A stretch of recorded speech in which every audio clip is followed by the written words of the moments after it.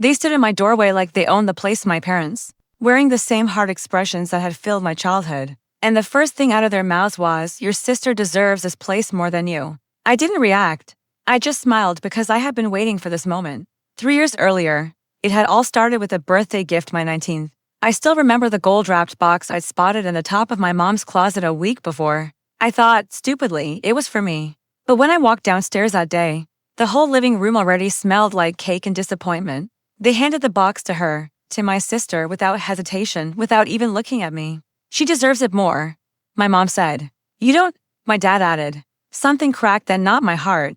That had been damaged long before. What broke was my silence. But even then, I didn't argue or yell. I just walked out, leaving their voices behind me like smoke. The first years on my own were brutal. I had nothing, no money, no support, just a pocket full of humiliation that felt like the only thing I owned.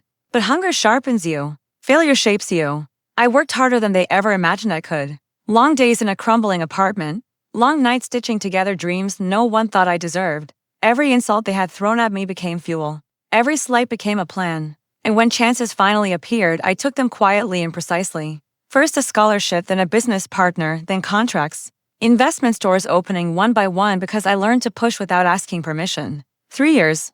That's all it took to turn the boy they threw away into someone they wouldn't recognize. This house, my house, was more than walls. It was proof carved into stone. A fortress. A declaration that I no longer lived beneath their shadow. When I signed the deed, I wasn't thinking about comfort. I was preparing for battle because I knew one day they'd show up.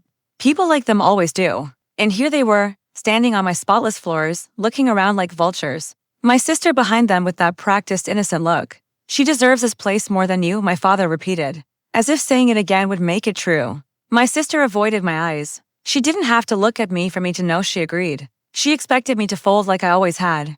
But I wasn't 19 anymore. I had planned for this, prepared for it. I hadn't just built money, I'd built records, documents, protections. I knew the debts they'd stacked under her name. I knew the fraud they committed to keep out their image. I had everything, neatly filed under a folder labeled family. They thought they were here to take something from me. They didn't realize I was ready to hand something back. "Do you really believe she deserves this?" I asked calmly. "Yes," my mother snapped. "She's always been the good one. Not like you. You never deserved anything." I nodded like I agreed, then set the folder on the table between us. "Then maybe she deserves this too." I slid the first page over: bank records, loans in my sister's name signed by my father. Then credit card statements, debts tucked behind their perfect smiles. Then emails, messages, evidence. With every page, the color drained from their faces. My sister cracked first. "What is this?" "Your future," I said. The fall.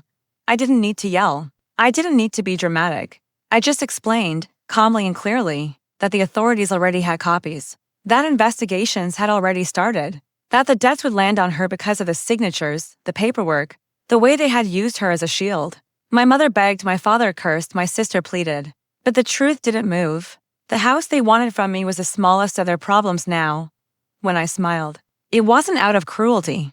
It was release. I reminded them on my birthday, "You told me I didn't deserve anything. You handed what was mine to her. You taught me my place." I leaned in, my voice low and steady. "Now I'm just giving the gift back." They laughed, shattered, stumbling out of a house that would never belong to them, their carefully built world falling apart behind them. I stood in the quiet, not triumphant, steady. Justice isn't loud. It's quiet, sharp, final. 3 years ago, I walked away with nothing. Now I stood in everything they swore I'd never have. And the best part, I didn't destroy them with anger. I destroyed them with patience. That was my true inheritance.